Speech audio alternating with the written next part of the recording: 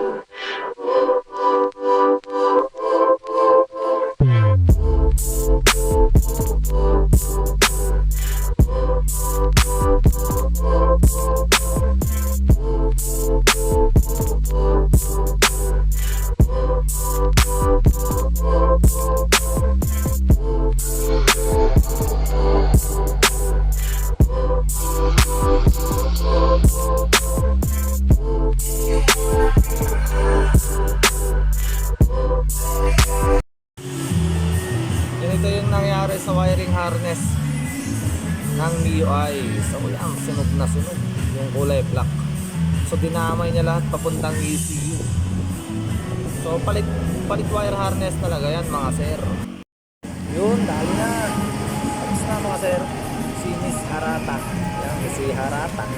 Yung modelo na MIUI 125 to, nagpa-welding lang siya mga sir dahil gusto niyang i-sidecar.